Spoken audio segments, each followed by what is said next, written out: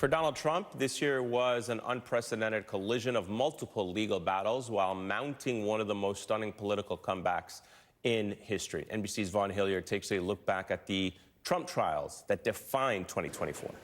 For defendant Donald Trump, Donald J. Trump is guilty. The fate of the 2024 presidential election could determine both his political and legal future. They want to put me in jail.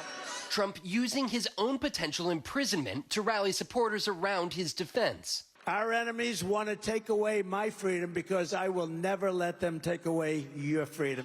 As a candidate arraigned on criminal charges in New York City, Washington, D.C., Florida, and Atlanta, where a local Fulton County jail formally booked, fingerprinted, and photographed him for a mugshot that Trump capitalized on. When I did the mugshot in Atlanta, you know that mugshot is #1. Trump turned it into a symbol of his fight for freedom, using it for merchandise and fundraising. Every time the radical left Democrats, Marxists, communists, and fascists indict me, I consider it a great badge of honor. In 2023, the indictments coming in rapid succession. I got arrested 4 times in the last... It's almost like I wake up in the morning, do you think they'll arrest me today? I never got arrested before.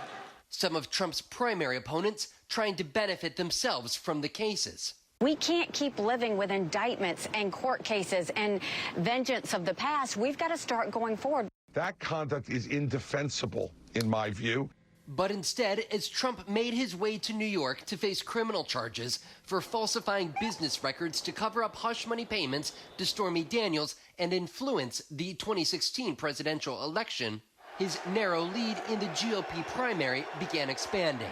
It distorted the primary. It just crowded out, I think, so much other stuff. Special counsel Jack Smith brought 2 cases against Trump in D.C., charging him over his efforts to overturn his 2020 election loss, and another for refusing to turn over classified documents and allegedly trying to hide them from the FBI, leading to federal agents executing a search warrant on his Florida estate. They raided my house in Florida, Mar-a-Lago.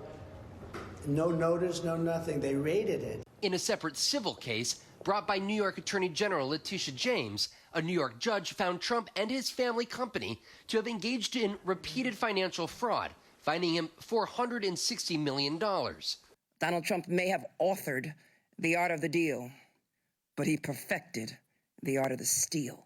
A jury in New York also finding him liable for sexually abusing E. Jean Carroll and then defaming her. He's nothing. We don't need to be afraid of him. Another jury, months later, then ordering Trump to pay Carroll more than $80 million after the judge overseeing the litigation determined that he had defamed her again. As Trump called the prosecutions and lawsuits politically targeted, the justice system continued to churn. It shouldn't be allowed to happen, so I'll stay around here. Major witnesses taking the stand in the hush money trial. Stormy Daniels, Michael Cohen, the publisher of the National Enquirer, David Pecker, and his former White House close aide, Hope Hicks. Meanwhile, his political allies hoarding public opinion. The judicial system in our country has been weaponized against President Trump. They're not prosecuting President Trump, they're persecuting him. After 7 weeks, the jury unanimously found him guilty on all 34 felony counts. The judge scheduling a sentencing date for after the election, raising the stakes of America's decision. We are now projecting that the next president of the United States is Donald Trump. This was, I believe, the greatest political movement of all time. And with the result, concerns about immunity from prosecution and the ability and precedent of imposing a sentence on a sitting president, leading special counsel Jack Smith to drop his 2 cases. Federal judges then agreeing to toss the indictments out, his Fulton County case indefinitely on hold, and the judge in his New York trial now deciding whether to toss the verdict against Trump out altogether or suspend his sentencing date until he leaves office in 2029. Vaughn Hilliard, NBC News. Our thanks to NBC's Vaughn Hilliard.